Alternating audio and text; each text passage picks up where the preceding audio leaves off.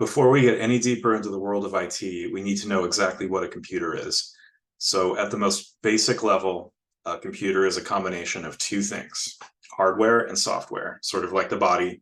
We're a combination of our bodies, which are hardware, and software, which is our brains, basically, that runs everything. In the computer hardware piece, there are three major components that are crucial for IT support technicians to understand. So these are the CPU, or the central processing unit, which is what you're looking at here on screen, or one example of it.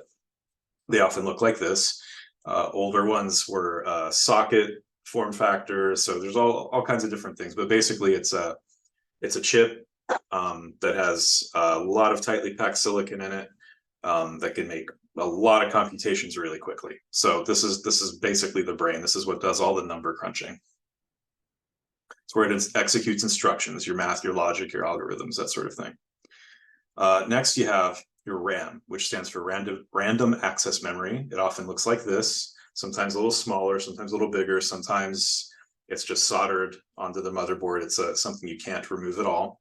This one is modular. This is like a DDR3, it looks like. This is where the computer stores its data and instructions for immediate processing by the CPU. It's known as volatile memory because when you disconnect an electric current to it, anything that's stored in there is gone. Basically, it's a completely clean slate once there's no electricity. So it needs to have an electric charge to maintain it. So that's why it's called volatile. And next is the long-term storage, your hard drive or your solid-state drive, or SSD. And those often look either like this. Well, usually this is in sort of an enclosure. Both of these would be really, but that's kind of what's inside. But you're looking at something that's about 2.5 inches wide. I'm sure many of you have dealt with these before. SSDs tend to be better. They're actually more reliable. They last longer over time. There's no mechanical parts, which means there's less, something a lot less there that is prone to failure, and much more energy efficient as well.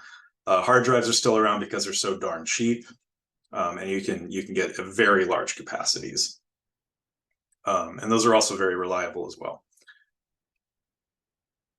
So a computer is going to have at least one of these types of drives, like we said, like where the operating system would live and all your files and all that stuff. And as long as the drive is healthy, it'll always retain its data, even in the event of a power loss. Your CPU, your RAM, your SSDs, and 8 hard drives are connected to a large board. So all three of these components we've been talking about are hooked up into a motherboard that connects all of these, and it helps them share resources. So we'll discuss motherboards in the next section, but basically understanding these basic components is crucial to providing IT support. Because the CPU, the RAM, and the hard drive will dictate the computer's performance for the end user, and you need to know what these components are, so you know what might be going wrong when you're troubleshooting a problem. Also of note, in the SSD realm, there's a very popular form factor called NVMe, which is extremely fast. It's sort of the cutting edge in flash memory, and they're getting a lot more popular. So you're going to see all of these throughout your career, but hopefully this has been a good introduction for you.